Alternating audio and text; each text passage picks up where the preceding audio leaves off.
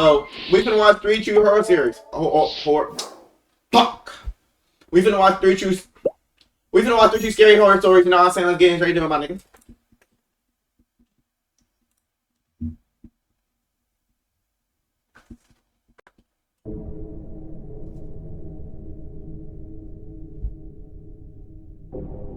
This shit is fucking living ominous.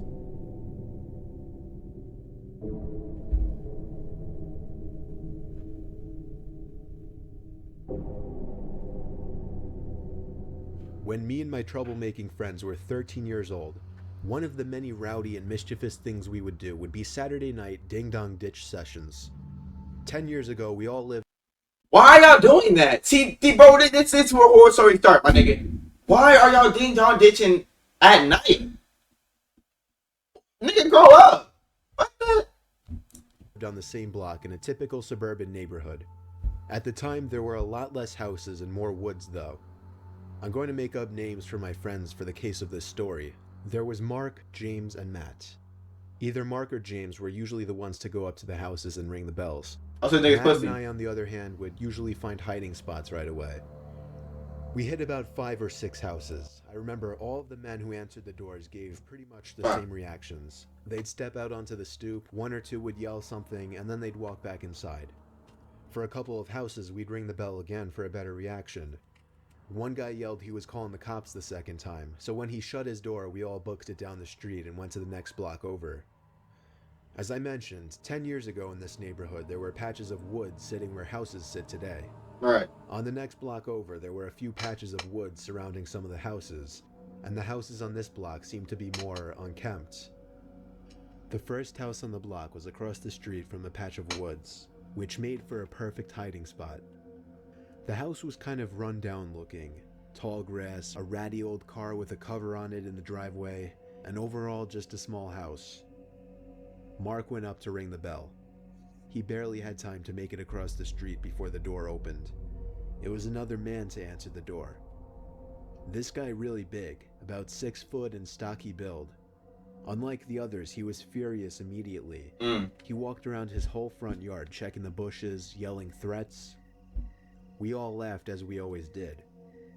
Eventually, he finally went back inside. Mark waited a few minutes, checked the windows, and then ran back up the stoop to ring the bell again. I didn't envy him with this house. I would not be bold enough to ring that man's bell again. Mark knew he probably didn't have as much time, so he ran to the side of the house and out of sight. The door opened much quicker this time, and this time the man came out with a rifle in his hand. We all looked at each other, simultaneously going, "Oh shit," under our breath. The man checked all the places he checked before, and then a few extra places this time, like behind his car, behind a couple trees, and then he walked to the center of his lawn and just stood there, as if he were thinking. He looked around, and then his head stopped as he was facing us in the woods. Me, Matt, and James looked at each other. We ducked lower in hopes that he didn't see us. After 10 seconds of staring in our direction, the man went back into his home. And then, we saw him appear at his front window, standing still like a statue, looking in our direction in the woods once again. We saw Mark creeping back over to the man's front door. Yeah, this thing got wall hacked, dog. That ass. Like, why? Like, how are you doing this, my nigga? Hold on, wait, let me reenact what this nigga is doing. Yo, Blurbs, how you doing, fam? Bro, let me reenact this nigga did, bro. This nigga walk out, right? This nigga walk out with an AR, right? Fuck. This nigga walk out with an AR.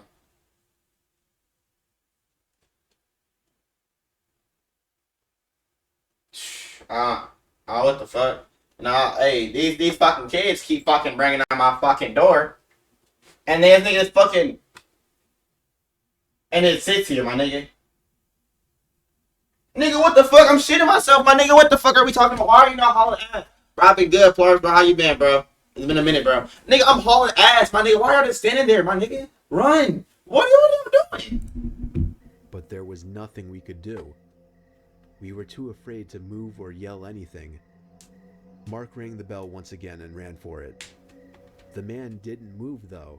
At least not for another minute. Then he turned and walked away from the window. We didn't see Mark Known, again, I'm known. but we were still too nervous to move or say anything. The next thing I remember, we heard Mark's voice from across the street yelling, "Run." We didn't understand until we heard someone running up from behind us, realizing upon turning our heads that it was the man from across the street with his rifle in hand, pointed at us. How? How? How? How? This nigga's hacking. How? How did he appear there, bro? Bro, this shit can't be true, my nigga. Niggas are not teleporting, my nigga. Niggas do not have doppelgangers. Niggas do not have twins, bro. What? We ran like little prey from a predator to Mark, who was waiting. Wait, let me go back. How did he even get there, nigga? Street yelling on turning our heads that it Ooh, nah, facts, bro. I'm knowing that shit get busy, nigga. Hey, I got out of school. I got out of school. DMV. I don't know. I don't know how niggas got going on. Because for none of I think niggas still in school. was the man from across the street with his rifle in hand. How did he get there? Realizing upon turning our, we didn't understand until we heard someone heard Mark's voice or say anything. The next thing I remember, we heard Mark's voice in hand, pointed at us. Alright, this nigga's not helping. We ran like little prey from a predator to Mark, who was waiting for us across the street. We ran for blocks until we were sure we lost him. Mark explained that he yelled when he saw the man sneaking across the street into the patch of woods with his gun. We didn't report him or any of what happened. We just told a few friends and that was it. Luckily the house was many blocks from Yeah, us, I wouldn't so know we either. never really had to pass it again. Nigga, what the fuck? If a nigga is okay, bro. First off, the forest already scary as shit. Is it not? Right or wrong? Is the forest already not scary, my nigga? What are you doing when you know you dead ass wrong, and a nigga behind you with a fucking rifle aim to your fucking dome, my nigga? What the fuck? What the fuck? Nigga, get the fuck out of here with that shit, bro. Go sit your old ass down back on that bed, my nigga. But them kids do need their ass be quite a fucking audition, my nigga. So it's equally both ways. But he taking shit too serious, my nigga. He on some Call of Duty shit. Why are niggas flanking? Why are niggas getting flanked? Get out of here with that shit, dog.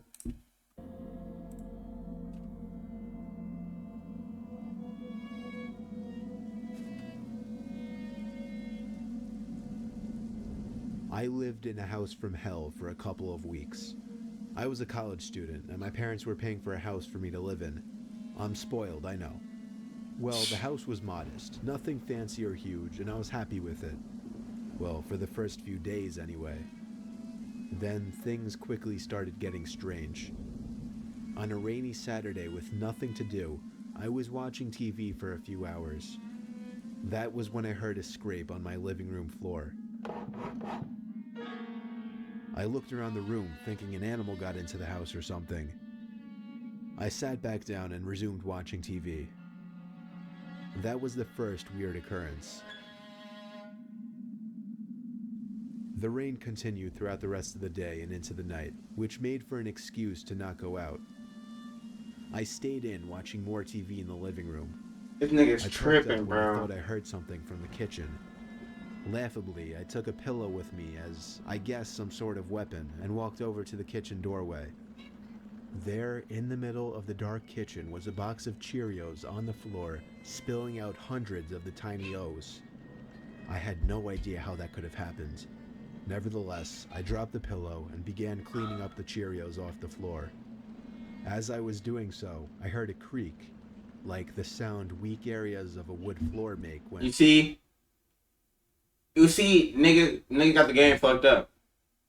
Nigga got the game fucked up. Cause off that one weird scraping noise, my nigga. I'm going upstairs. I don't know. Well, I ain't gonna lie. That's just dumb to go upstairs, low key. But I ain't gonna lie, nigga. You might as well walk out your own house, bro. I'm not sitting here dealing with that shit. Then I see a box of chairs on the ground, my nigga. That I know I didn't do anything to, bro. I'm calling the cops. I'm walking the house calling the cops. I'm hauling the ass out the house and calling the cops. Dead ass, bro. Dead ass, bro. What the fuck? Why are you cleaning something up that you didn't do? Get the fuck out the house. And someone steps on them. It was by the kitchen table. I looked up, but nobody was there. I knew I was going crazy now. Every little sound must have been making me paranoid. I cleaned the Cheerios and went back to watching TV. The thunder outside was getting louder as the bulk of the storm seemed to be passing overhead. Yet I found it to be strangely relaxing. That was the last thing I remember, appreciating the sound of the storm outside, before waking up from what seemed to be an hour-long doze. The TV was still on, but that wasn't what woke me. I remember believing I woke up to a bang or thud from downstairs. Regardless, I turned off the TV and marched upstairs to bed. The next day was normal, as was the day after that. It wasn't until the next gray, rainy day that strange things started happening again. I woke up in my bed that morning feeling like I had been drinking all night the night before. I felt sicker than I'd ever felt with any hangover before. I didn't do much walking around that day. The gloomy dark weather only made me more bedridden. I left the TV in my bedroom on all day just as background noise, with a garbage pail by my side in case I had to puke. At midday, I muted the TV after hearing sounds coming from above me. Don't tell me niggas were living in her house. That might be one of my worst fears, bro. Imagine you taking this shit, walk out your fucking bathroom door, and it's a nigga standing right there. Like what, nigga? You going to attic to go get something, and niggas have a whole bed laid out for them, clothes, food. Nigga, what? The attic. The attic door was actually in my bedroom, and most of the attic was built over that bedroom. It wasn't just one thud I heard, it was 3 or 4. Oh god. I managed to get out of bed, despite the fact that every time I Oh moved, god, I had to nigga. puke. I pulled the string to the attic door down, took one of my old baseball bats with me, and climbed up the steps. I pulled the Oh, so now you want to be bold? Oh, so now you want to be bold? Oh, now you want to be bold? Now you want to go up there to the baseball bat, my nigga? But when the fucking box of children on the ground, you hear fucking scraping and footstep creaks, nigga. You not gonna explore? Now we're bold. Oh, now we're bold, nigga. Oh, now we're bold, nigga. Switch down to light up the attic. There were a few old boxes that must have belonged to the previous owners scattered about, but I couldn't see any little things to produce those noises. I climbed back down quickly because I was kind of scared of that attic. Oh shit. There were no more noises. Until that night. I woke up to, at first, what I thought was thunder, still feeling a bit sick. The familiar sound of a thud from up in the attic gave me chills. I pulled the string to the attic door back down, took my baseball bat once again, and climbed up the stairs.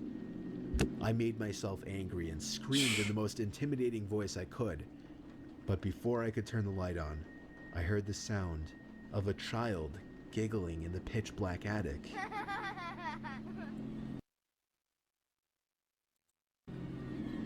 Words cannot describe the feeling of weightlessness, the feeling of my insides dropping inside of my body, the fear that I felt. The word fear is not enough to describe what I felt at that moment. I was out of that house so fast I don't even remember running. I called my dad in the cold rain and asked him to pick me up. I explained everything the best I could. My parents saw how emotional I was about this, and in a weird sense, I think they believed me. I packed all. Yo, who's that laughing? Bro, that was that little girl in the fucking attic, bro. Fucking kid in the attic, bro. I don't play that shit. On my life, on everything I stand for, bro, I don't even know what to do in a situation like that. Oh, hell no. Things up with my parents the next day and moved back home. To this day, I'm convinced what I experienced in that house was completely paranormal. Oh wow.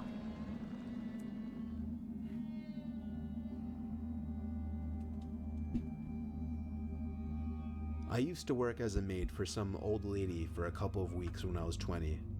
She had a really big yet old house on a property that could have been beautiful if she'd Nigga, actually what? taken care of it. She had 2 acres of land surrounded by woods in 3 directions and the road on the other. The house itself was ancient, mostly made of wood, and the interior was really, really dark. She would often keep the blind shut in some rooms for reasons I didn't understand. Mm-hmm. I would sometimes open the blinds to let some sunlight in, only to find that she'd have shut them by the next time I entered the room. She lit some rooms by candle, which made the house seem even more prehistoric from the inside. To top it off, the wood floors were creaky as hell just about everywhere in the house. The woman's name was Mel. She was around 70 years old. The kind of work Mel would have me do would be mostly physical stuff that she couldn't do very well anymore, like sweeping, dusting, cleaning dishes, doing laundry, sorting mail, and other things of that sort. One weekend, Mel asked me to sleep there for a night or two. The house had like 4 bedrooms, yet she lived alone, so it wasn't an issue. Well, this takes place over the course of a Friday, and technically a Saturday as well. I arrived as per usual on Friday, man. speaking very few words to Mel. I dropped my backpack full of my clothes and cosmetics onto the bed in the bedroom that I was going to be sleeping in. As I turned to the door, I saw Mel standing by the doorway. She had a creepy way about her, and this entrance was no exception. She didn't say hello, which wasn't as weird as it sounds. She just instructed me to clean the bedroom right away. After that, she just told me to simply straighten up the whole house, and then she went upstairs. I didn't see her for the rest of the day, but I would occasionally hear her walking around upstairs in her bedroom. It was weird, she would seem to walk back and forth. There were no TVs in this house, so I didn't know what she could have been doing. One thing that I found bizarre was how protective she was of her basement. She made it clear it was completely off limits, and she didn't want me going down there. See, and off that analysis, I ain't gonna lie, off that what she told you, the analysis I'm giving, I ain't gonna lie, nigga, you got 40 bodies down there, bro. You're not fooling nobody, bro. Now that's what I'm saying to her face, and I'm walking out the house. That ass. I'm not. Fuck. I'm calling the cops, nigga. Why are we not? Like people are so afraid of calling the cops. I'm not dealing with that shit myself, nigga. So hand that shit off to somebody else. I understand that no snitching shit. It depends with you. In this situation, I'm calling the cops and walk. I'm not dealing with this shit. Why do I gotta be the one to deal with this shit, nigga? Fuck that. Nighttime came and I went to bed early. This was before smartphones were a thing, so I didn't even know what time it was. It was probably 9 or 10 o'clock though. For the first few hours, everything was peaceful. However, I still had trouble falling asleep given that it was the most uncomfortable bed I'd ever been in. It felt like hours later that I started hearing footsteps outside my room on the creaky floors. It sounded like Mel was passing my room really slowly. Maybe she was just going to the bathroom. A few minutes later, I heard her footsteps again, but then she stopped outside my door this time. I sat up and listened. I could hear the creaking from behind the door of Mel standing there, and it was starting to creep me out. She finally walked away. I heard her go down the stairs, and then I heard a door open and close from downstairs. I had a feeling it was the basement door. Yeah. Good guy, It was a while later that I heard the door open and close again, and then heavy, slow footsteps coming up the creaky stairs. The footsteps once again came to my door, then stopped. I sat up once again to listen, and I could hear creaks of pressure on the floor outside the door, and then I heard the doorknob start to turn. I laid back down and pulled the sheets over me and pretended to be asleep. I heard Mel take a few steps into the room, pause, and then leave. She went back to her room and shut the door. I was a bit disturbed. This was very bizarre behavior. See, it's your problem. Why do Nick? You do not have to deal with this shit. Leave. Call the cop. Like leave. Like you do not have to deal with this shit, family. Oh my fuck no. I waited about half an hour before deciding I had to see what was in that basement. I'm done. No, I'm done. I'm gonna cut the video, bro. I got out of the rickety bed, tiptoed to the door, and then tiptoed down the stairs the best I could. I opened the heavy basement door, flipped on the lights, and crept down the stairs. I made it to the bottom step, and held in the urge to scream. There were 2 old wooden chairs dead center in the basement, and there were 2 of what I could only describe as decaying corpses with wigs on them sitting in them. The sight of a bug crawling on one of them made me want to... So you understand why not she has no TV, my nigga. She be communicating, bro. Nigga, I don't know how to play this shit. puke even more. I brought myself to walk deeper into the basement, closer to the corpses. I had to make sure they were real. Both of the corpses had men's wigs on them. The bigger of the 2 also had a beret on. I don't know much about corpses or their rate of decaying, but I'd say these corpses were both almost a year old. I felt like my heart stopped momentarily when I heard footsteps coming from upstairs on the first floor. I couldn't make it to the light switch. I had no time. I hid behind one of the couches in the basement as I heard slow, heavy footsteps coming down one creaky stair at a time. I had my hands covering my mouth as I heard Mel reach the last stair. I heard her whisper my name. For half a second, I looked around the couch and saw Mel halfway across the basement already with a big kitchen knife in her hand. I knew she would be too slow to catch me, so I ran for it to the stairs. She screamed my name and followed as fast as she could. When I made it to the first floor of the house, I ran upstairs to the bedroom I was sleeping in to grab my backpack. By the time I ran back downstairs, Mel was at the top basement step. I ran out the front door and to my car. I turned it on, caught my breath, looked to the front door of the big old house, and saw Mel standing there. I drove off the huge property and down the road, making it back home within 10 minutes. Fortunately, I never gave Mel any of my information, such as my address or my phone number, so she was never able to contact me again. If I had to guess, I'd say one of those corpses belonged to her dead husband that she'd mentioned twice to me. As for the other, smaller corpse, I have no idea. But regardless, it was a disturbing scene to witness, and something was way off about that woman. More of the story that I just learned. Alright, y'all should learn too, my nigga. Don't deal with that shit, bro. Just call the cops.